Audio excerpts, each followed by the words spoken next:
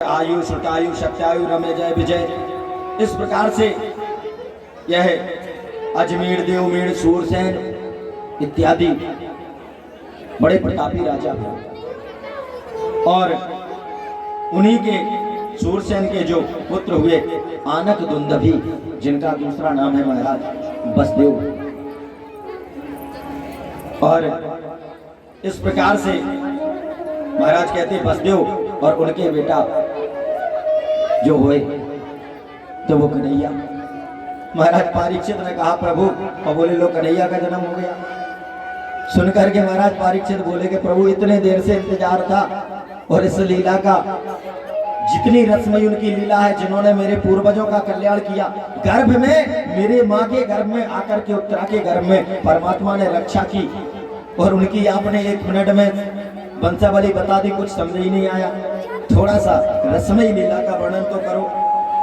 तो फिर बताया, कहने लगे सुनो, जो मथुरापुरी है इस त्रिलोक में बहुत ही सुंदर पुरी है मथुरा, स्वर्ग से भी बड़ी है। और इस प्रकार से महाराज उस मथुरा के जो राजा हैं, महाराज राजा अग्रसेन जी, उग्रसेन जी, जिनका एक पुत्र बेटा हुआ पैदा, जो महा धूर्त और पाखंडी निकला कंस। उसने क्या किया कि उठा करके एक दिन महाराज पिताजी को उठाया और बोले बुढ़े कुर्सी नहीं छोड़ना चाह रहे, तुम बूढ़े हो गए हो, अरे उठो सिंहासन से। और पकड़ करके जेल में डाल दिया और खुद सिंहासन पे बैठ गया। अब तो पूरे मथुरा भर में और सब जगह बोले हे भगवान, बड़ा विचित्र बेटा है, बताओ, बाप को भी नहीं छोड़ा तो हमको कहाँ छोड़ेगा। उठा के कुर्सी से बाहर कर दिया, खुद बैठ गया। बोले बुढ़ों का काम क्या है, इस कुर्सी उर्सी का काम खत्म करो, राजा हम बनेंगे। बुढ़ापा आ गया, तुम छोड़ना ही नहीं चाहते। लोग बात परेशान हो गए, बोले ये तो बड़ा खतरनाक आदमी है। उसके जो गुप्तचर थे कंस के, कहा कि महाराज बड़ी बदनामी हो रही गांव में, पूरे राज्य में लोग कह रहे बड़ा खतरनाक राजा है, वो बदनामी रहेगी तो फिर कैसे चलेगा राज, विश्वास हट जाएगा लोगों का। तब बोले कुछ उपाय करो। तो उसने एक उपाय सोचा, इनके जो देवकी है वो सगी बहन नहीं है कंस की, चचेरी बहन है। बोले ऐसा करो, देवकी की शादी करते हैं बहन की। तो देवकी की शादी बसदेव जी के साथ तय कर दी और विवाह किया। इतने धूमधाम से विवाह किया महाराज कि ऐसा आज तक कोई विवाह नहीं हुआ। बड़ा दान दहेज दिया, बड़े धूमधाम से विवाह संपन्न हुआ। और विवाह जब संपन्न हुआ महाराज, अब तो बड़े लोग प्रसन्न। बोले वैसे सोच रहे थे हम लोग कि राजा बड़े खतरनाक हैं, लेकिन है बड़े दयालु। बताओ, सगी बहन नहीं तो चचेरी का इतना जबरदस्त शादी की। बाहर से दिखते हैं कठोर, अंदर से तो बड़े सरल हैं। लोगों की भावनाएं बदल गई 1 मिनट में। ये जनता है कब पलट जाए, कैसी हवा चलने लगे। हवा का उल्टा होता है वाह वाह, कब वाह वाह करने लगे और कब वाह वाह की हवा पलट जाती हवा वाह। अब तो उस कंस ने सोचा कि चलो अब माहौल बढ़िया बना और थोड़ा सा बन जाए। तो बोले विदा करने हम ही जाएंगे। और कहा सारथी से कि तुम नहीं, रथ हम आकेंगे। हमारा देवकी बसदेव की विदाई करने जा रहा था कि उस विदाई में जाने लगा। और जैसे ही बड़ा देवताओं ने कहा अब तो गड़बड़ हो रहा मामला, क्या है अब बताओ, ये विदाई करने जा रहा बहन जी की और इन्हीं के गर्भ से पैदा होना है कन्हैया जी को, फिर वो मामा जी को मारेंगे कैसे, जब इतना घनिष्ठ संबंध रहेगा, रिश्तेदारी इतनी अच्छी रहेगी, बुराई है नहीं, तो किस वजह से मारेंगे। तो कहीं ऐसा ना हो जाए लफड़ा के बाद में कन्हैया जी कहे भाई मामा जी हम नहीं निपटा रहे। देवताओं को लगा डर, बोले गड़बड़ होने वाला है मामला, बोले भविष्यवाणी कर दो। और देवताओं ने भविष्यवाणी की, अरे मूर्ख कंस, तू जिस देवकी को लिए जा रहा इसी का 8वां लाल बनेगा तेरा। और इस प्रकार महाराज जोरदार जब भविष्यवाणी हुई, सुनकर के तो कंस कांप गया। और जैसे ही सुना कि तेरा काल मृत्यु होगी, देवकी के बाल पकड़ के घसीट करके नीचे पटक दिया, तलवार निकाल ली और मारने को जैसे ही तैयार हुआ कि बसदेव जी ने हाथ पकड़ लिया। अरे महाराज क्या करने जा रहे हो, अभी 2 मिनट पहले आप इतनी धूमधाम से शादी करके विदा करने आ रहे हो और अब तुम मारने को तैयार हो गए हो, बहन है छोटी। अनुज सुता बंधु, ये छोटी बहन को,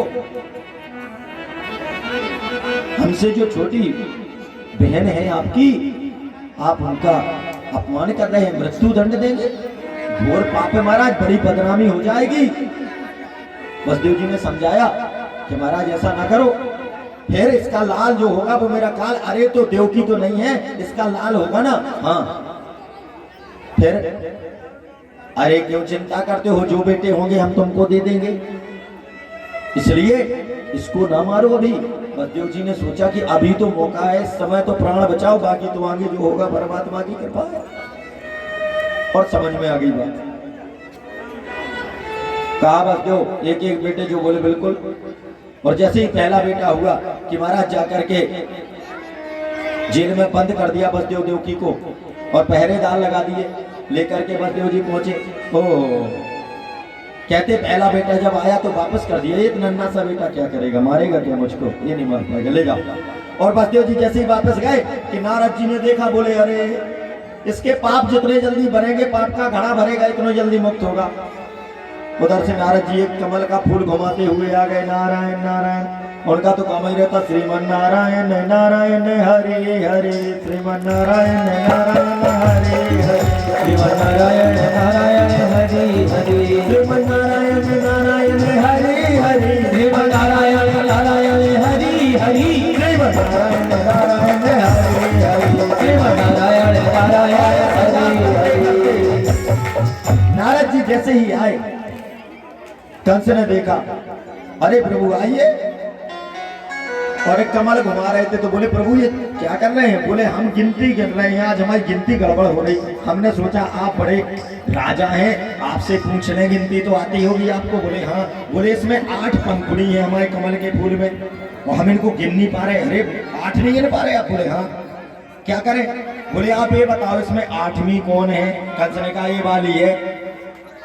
तो उन्होंने क्या किया, नारद जी ने इधर से गिनना शुरू किया। बोले 1 2 3 4 5 6 7, अब 8 कुल थी तो ये वाली 8 हो गई। बोले आप तो ये कह रहे थे ये वाली है। कंस ने कहा अच्छा ये है, ये वाली है। तो यहाँ से गिनना शुरू किया तो ये वाली 8 हो गई। 2-4 बार इधर उधर से गिना, अब तो उसका दिमाग, बोले हे भगवान, नारद जी महाराज हमारे तो दिमाग घूमने लगा, समझ में नहीं आ रहा, ये तो सब पहली है, जिसको पहली कर दो अगली 8वीं हो जाती है।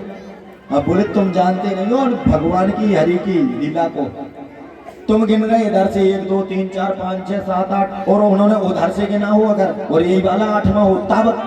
अरे हाँ प्रभु, कहते ना संख और मूर्ख दूसरे के फूंकने से बचते हैं।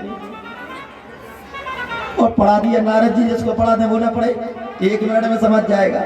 नारद जी जैसा काम। अब तो इसका मतलब कोई भी 8वां हो सकता है, कोई भी पहला, बिल्कुल। अरे लाओ लाओ वापस लाओ, और लाया, और पहले बेटे को ही उठा के पैरों से पकड़ा, पछाड़ दिया, दूसरा मार दिया, तीसरा चौथा, ऐसे करके 5-6 बेटे मार दिए। 7वें गर्भ में शेषावतार आए तो योग माया से परमात्मा ने कहा प्रभु ने कि जाओ और संकर्षण द्वारा रोहिणी जी के घर में स्थापित कर दो। और 8वें गर्भ में अब जैसे ही परमात्मा देवकी के घर में आए कि महाराज आते ही देवकी जी के तो मुखमंडल पे आभा पर एक तेज चमक हो गई, और देवता उधर से प्रार्थना भी करने लगे। सत्यम व्रतम सत्य परम त्रिसत्यम सत्यस्य योनि निहितम च सत्य, सत्य सत्य कह करके परमात्मा ने की उपासना देवता लोग करने लगे। और इस प्रकार से कहते हैं महाराज कि उस समय शुभ घड़ी आ गई। कहते अत सर्वगुणोपेत काला परम शोभनम, उस समय का काल सब कुछ अनुकूल हो गए। रात में भी 12 बजे कमल खिल गए।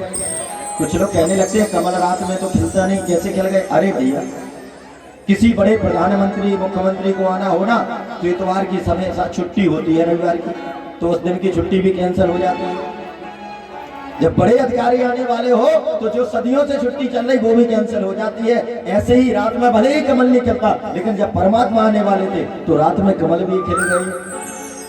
और भादव का महीना आ गया, कृष्ण पक्ष आ गया, अष्टमी तिथि आ गई, बुधवार आ गया, रोहिणी नक्षत्र आ गया, हर्षण योग आ गया, पवतरण आ गया, और मध्य रात्रि के 12 बज गए और उसी समय अचानक बसदेव जी के सम्मुख चतुर्भुज रूप में श्री भगवान प्रकट हो गए।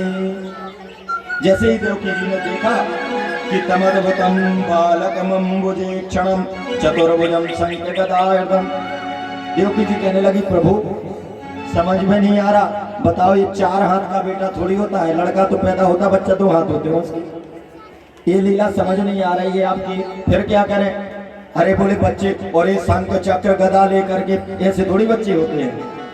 भगवान बोले और सब कुछ बता दिया कि कैसे लेकर के जाना, और वहां से जाके इधर से हमको लेके जाओगे, उधर बहन जी है तो उधर से लाला को जाना है और लाली को लेके आना है।